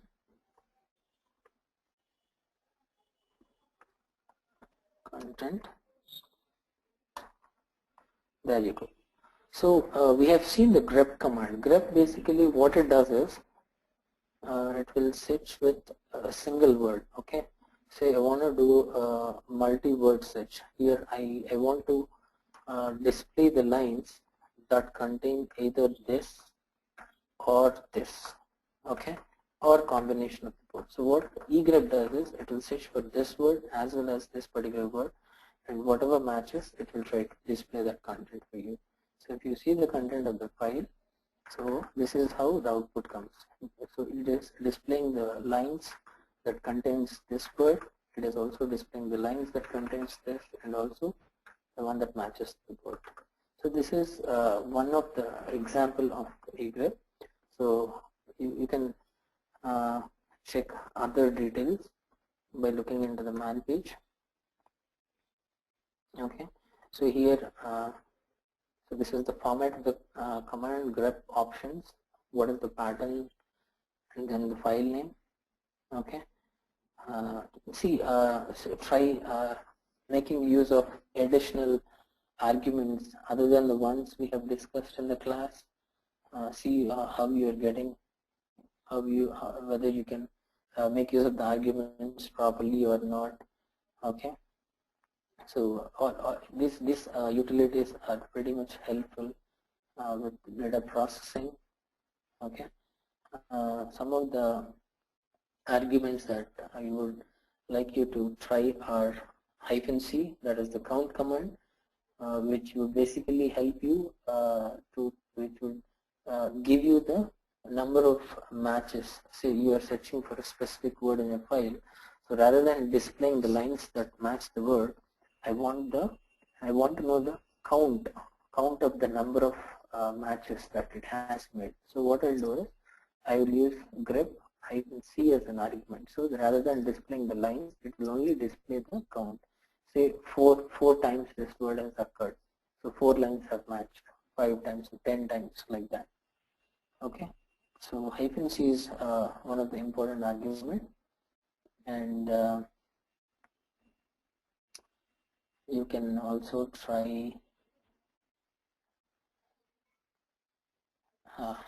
-n.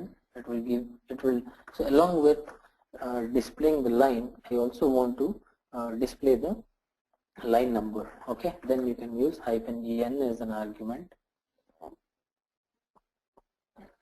and I wanted to try -r actually.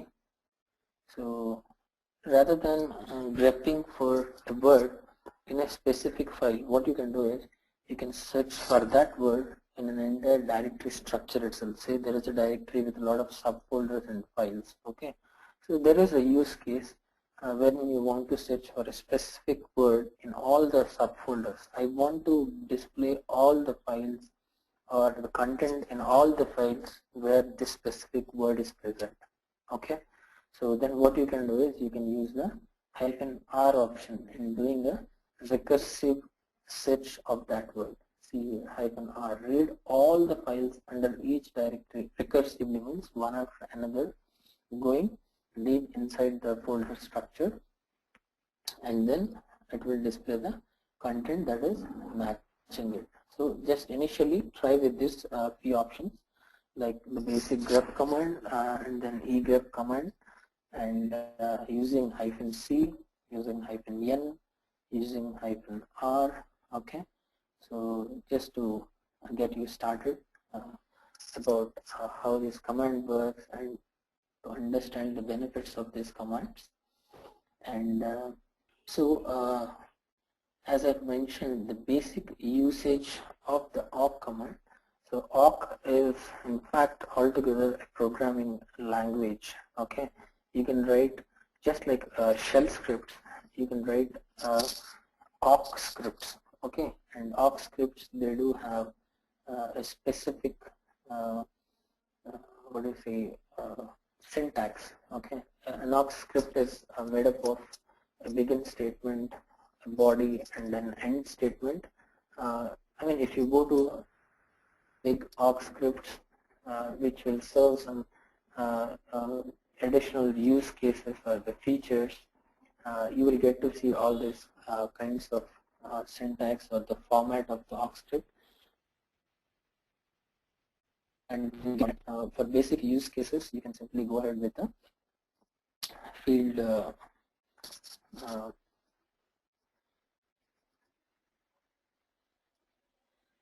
the field separator that we have used before, the space or the tab, followed by the print statement. So that is what is called as the body. Okay, and then ending with the file name. So we'll see some examples also of the awk script wherein we can use the begin statement, how to begin it, how to end it, and what the body should look like. And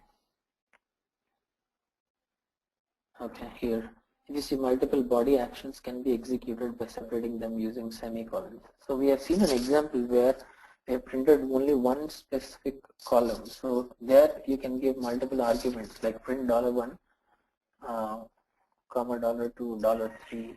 Okay. Similarly, say there is a file which has 100 columns or n number of columns. So what is the argument I should give to print the last column? Okay. So these are some of the additional arguments or the variables that exist in Linux that you should be knowing. So we'll go to we'll go through all these variables. They'll be very handy. They'll be very helpful for you in processing logs or in analyzing different files, huge files. So there is a lot to learn about these commands. We'll go through them slowly. So yeah, what additional features awk has? You can also write loops. Okay, inside the awk, you can make it looping through a file or a number of files. It auto loops through the input stream regardless of the source of the stream. So we can use we can write different kinds of loops inside the awk command, and so that is how complex data processing will be taken care of. Okay. So for now, since this is a basic beginning class, it is sufficient. If you remember that there are some data processing tools or the utilities available. They are awk, grep, and etcd. We'll go through etcd in a short while. So awk, basically the basic usage of the awk is it will help you. Say there is a file containing rows and columns. It will help you to print a specific column. Okay. What else it can do is, among the basic functionality, rather than printing the entire column, you can say that I want to print only specific entries from that column that would match a word. Say, so this, whatever column matches this particular word, only print me that. So awk can also help you in doing a match and then print the corresponding values kind of operations. So just remember awk like that, and then coming to grep, it will search for a specific word in files. It can also search in the entire directory structure, and it will print you all the relevant matches. And coming to SCD next. Okay, SCD means it's a streamlined editor. So SCD basically helps you in executing operations like search operations. You can also search using SCD. You can find specific words inside the files and replace them using this tool. And you can also delete empty lines inside the file. Say there is a huge file with a lot of empty lines inside it. Okay, what I want to do is I want to quickly delete all the empty lines. Okay, this is one of the operations that is done as a part of data processing, right? So you want to modify the data, make it more user friendly, delete unnecessary content. So in order to perform all these kinds of operations on a file which is so huge. We use the tools like awk, grep, and SCD. Okay, using SCD you can remove unnecessary content, you can replace the words, you can delete the lines. You can also search for a specific word and say that and ask SCD to delete the lines which contain that specific word. Okay, so that is how SCD works. I'll show you some examples about SCD also. And okay, see, this is syntax for awk. Okay, awk optional underscore match. As I've said, I don't want to print the entire column, but rather only print the values that match this specific word. So you can give the match here. Okay, you can say that whatever line matches this, print me the corresponding column in that line. Okay, that is how you can filter it. You can filter the data and get only the values that you are interested in. Okay, apart from that, there is something here called as a pipe symbol. Okay, let me quickly show you how it's going to help you. Okay, we'll take one awk example. Okay, if you remember, I've used Control R. I told you this before. Control R. I want the recently used awk command. Okay, this is how Control R is helpful. So I printed this. We'll go with another one. Okay. Yeah. So here I want to tell you about the use of the pipe symbol, the symbol that if you look into your keyboard, it would lie on top of your enter symbol, pipe. So this basically helps you to pass the output of one command to another command. Okay, so whatever output, see, you have already seen I have executed this command before, and this is the output of the command. Okay, now I'm running the same command again, and what I want to do is whatever output comes here, I want to pass that output to another command. It's as if like running a command with a file. Say grep space file name. Rather than giving the file name, what I'm doing here is I'm getting the file content by executing another command here. Okay, so by executing this command, whatever output comes, this must be passed to another command. What I'll do here is pipe and grep it. Grep for let's say new. See what has happened. So whatever this has executed, it has given this output, and from this output what I did a grep of this word. So just closely observe this content. If you do a grep of this content for the word new, so new matches first line and then the last line.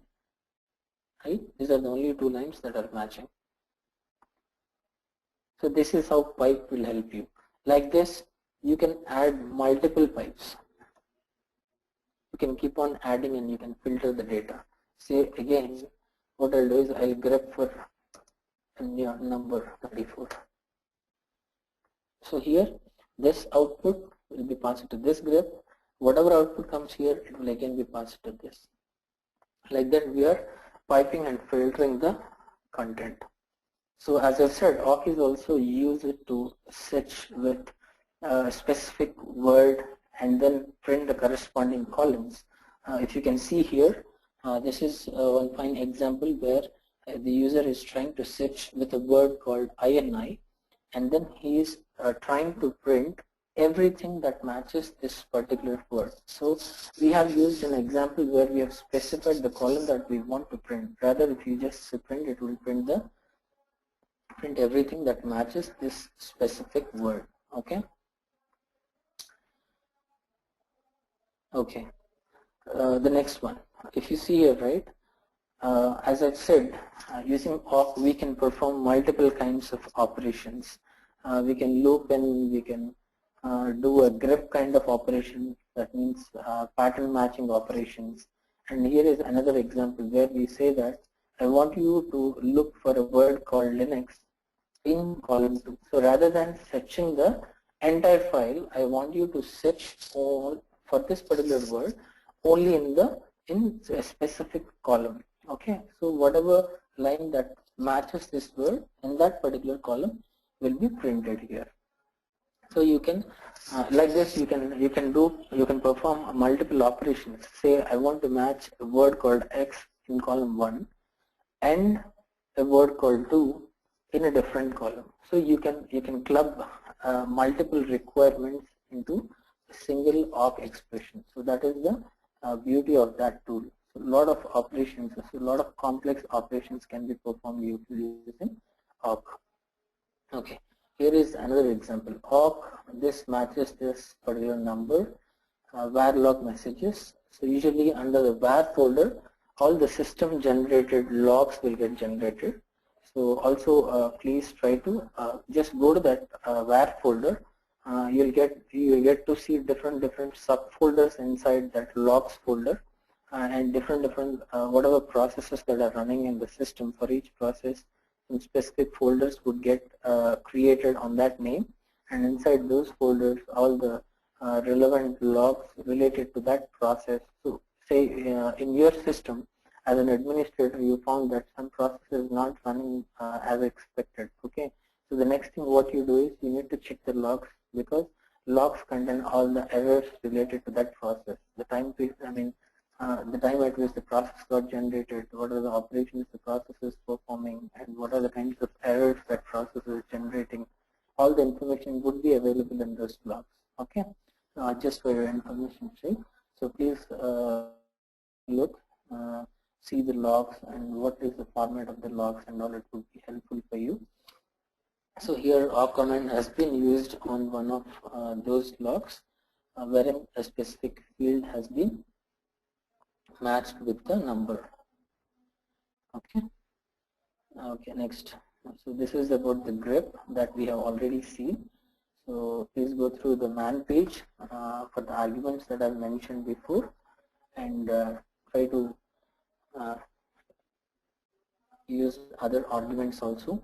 So this is the basic usage of the grep command, and grep -i. Okay, so even -i is also another important argument. So it will help you to do a case insensitive search. So when you are searching for a specific word, it will not fetch the words if the case is, say you are searching with a word that is in small letters.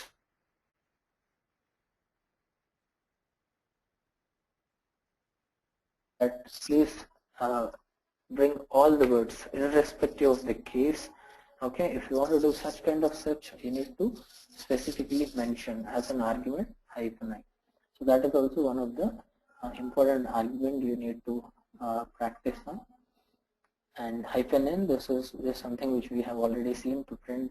See here, the lines that have been matched and the corresponding line numbers are also available. Okay, there is another word that I've used before. That is called regular expression.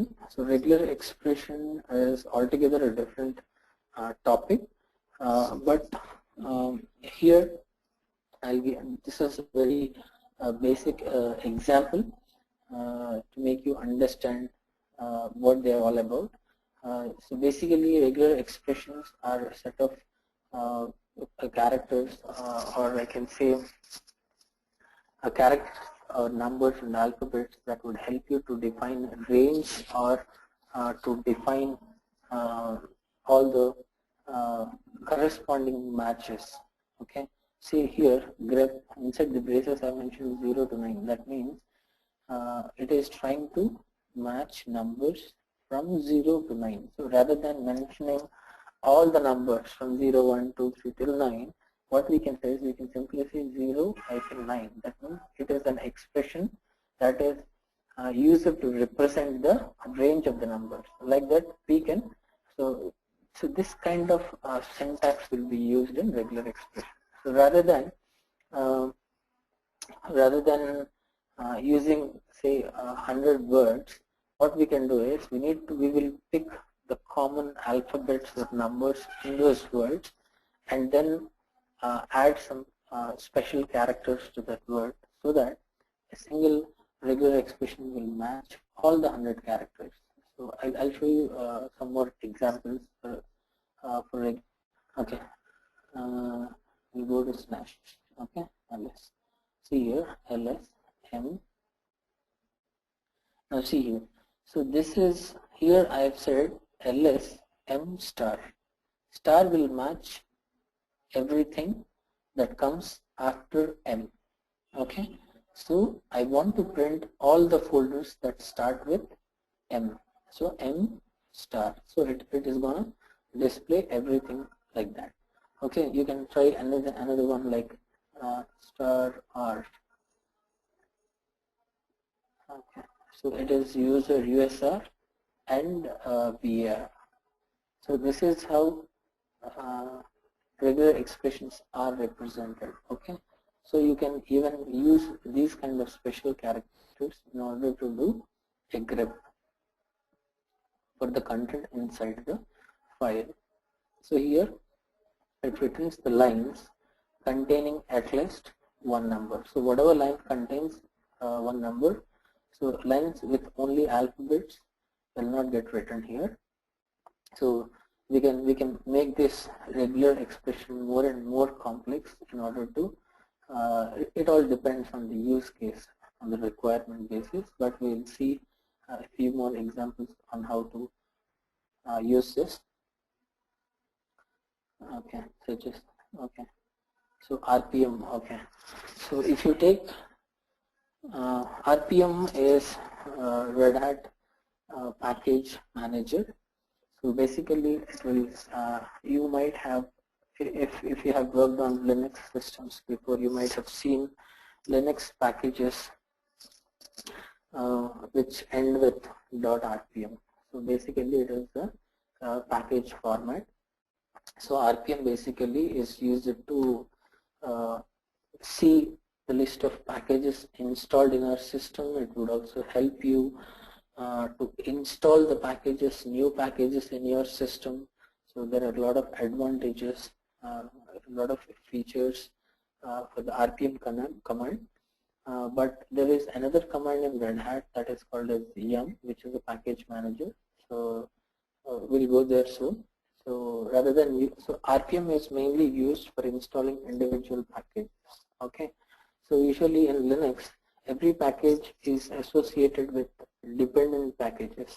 So if you want to install dependent packages also, so you need to, rather than downloading them separately and installing using RPM, you can go with another package manager that is yum, that would help you in installing all the dependencies also.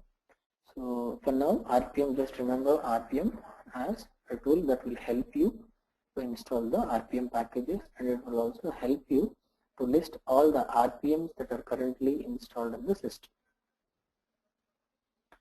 Okay, so here this is another good example of using the pipe command that we have discussed before. You can pipe it and see, for RPM command you can pipe it and use grep on top of it. Again, then another using another pipe, you can get a word count. Okay, see here, so the total packages that have been installed, RPM-QA, and from that grep for only XOR packages, and then give me the WC means word count. How many such packages are there? So there are 84 packages that have been installed and whose name contains the word XOR. Okay. So these are some of the general features of all these three, org, grep, and SED. They all support standard input, pipe file. They support regular expressions. They facilitate automated text editing, and they also support -f, which is a field separated rock. Okay, then comes SED command. So here SED command has multiple uses. It supports a lot of features. One of them is like printing a specific line from a file. Okay, so here what it is doing is it is printing the first line by giving -n as an argument. Okay, now see here, print all lines, print all but lines 1 to 3. That means I want to print everything except these lines. So what you can say is you can say what you want, or you can also say what you do not want. So give me something other than this. Okay, so like this kind of conditional printing is possible with SCD command. Okay, so here a few more features of SCD command would be find and replace options. Find the specific words and replace them, and also you can delete empty lines inside a particular file, or you can, what you can also do is, say inside a file there are 100 lines. Some lines are starting with a specific word, or some lines are ending with a specific word, and you want to match those lines. So those are some of the other additional features of SCD that you can make use of. We'll go through some of the examples also. So next comes file compression techniques. So some of the utilities that would help you to zip your file, to compress your file, or to uncompress your file, or to create an archive. Okay, so here some of these tools are tar command, which is whose abbreviation is tape archive, a command which combines many files.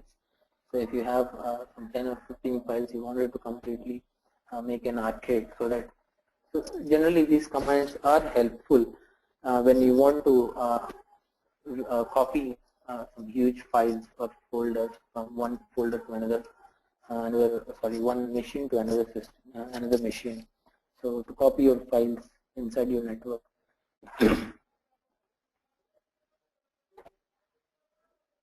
Okay, let's see one example.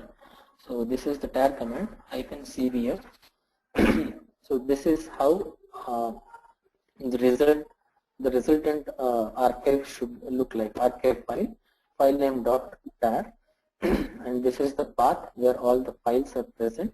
So it will take all the files and then it will create a archive of those files. Okay, here the arguments are -c means create this archive. V means, as I said before, verbose. It will try to create. It will display all the operations that it is performing manually. So what kind of operation is it performing? What has happened? What is the resultant file? Like that. And F, I'm not sure what is that. So you can quickly go and check.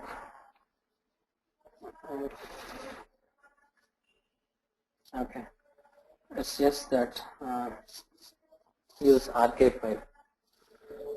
We are just saying that -f means use this specific file name as the archive file. Okay, the final topic, the system initialization part.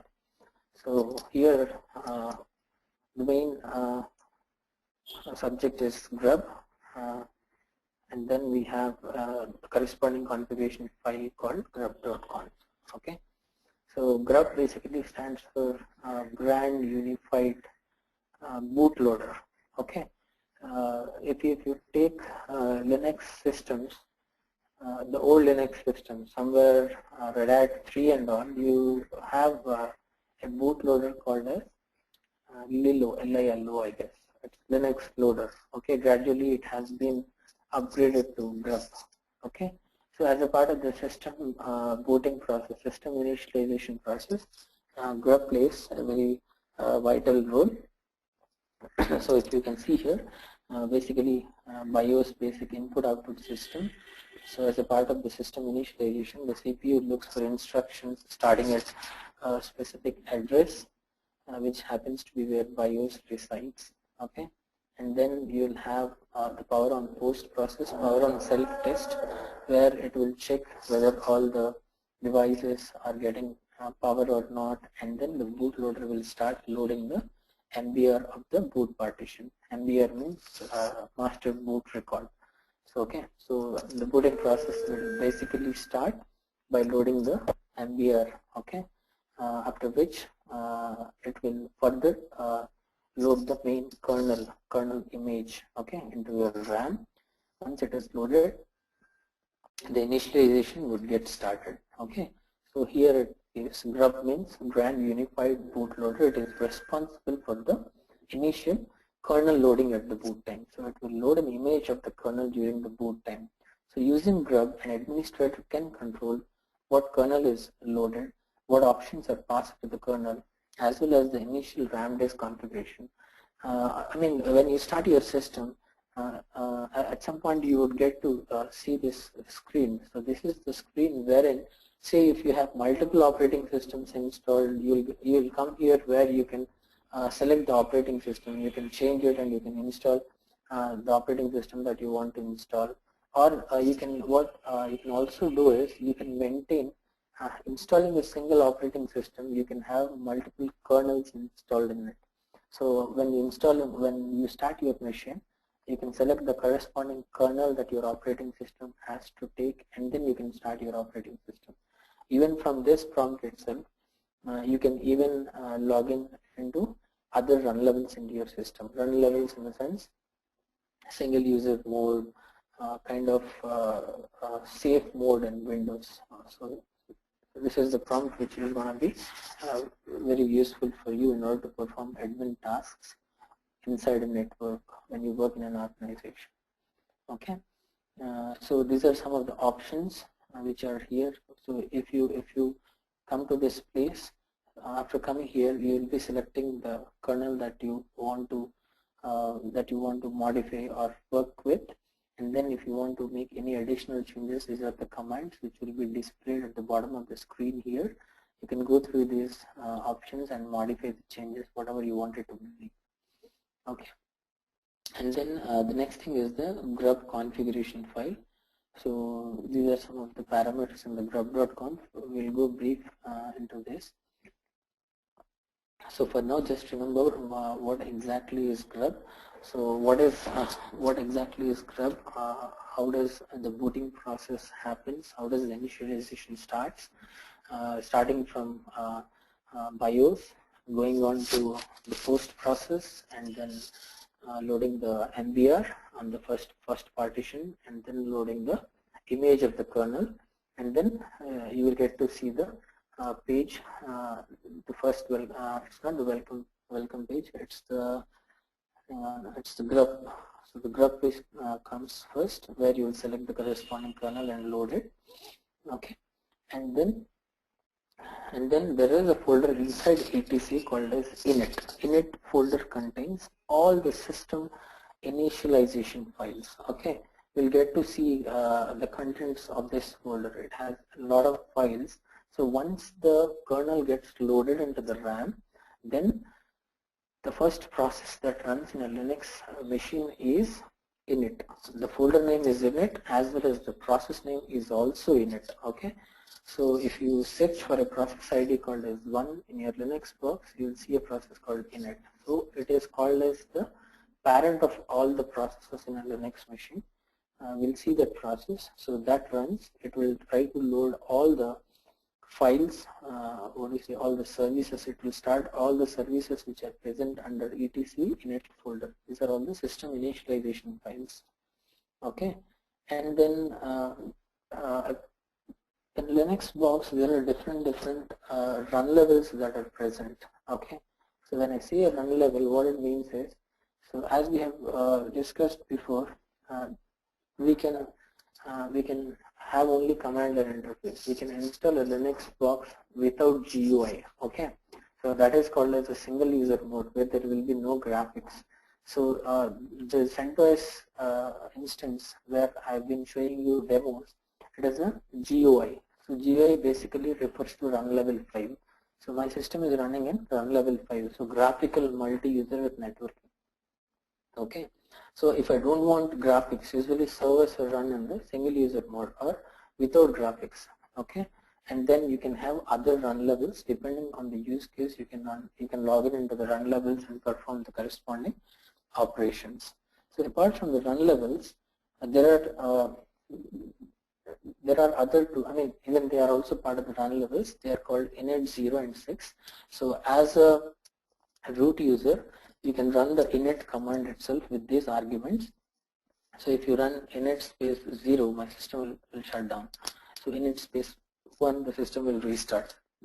Similarly, if you want to restart your system into a different run level, you can simply pass that corresponding run level as an argument. Then the system will get into that particular run level. Okay, So here is an example. So if you run the command run level itself is a command. It will show you the run level in which your system currently is. Even mine is also in run level 5. Okay. So if you want to say I want to change the default run level, okay, rather than manually going from one level. If say you are in run level 5, you want to go to run level 1.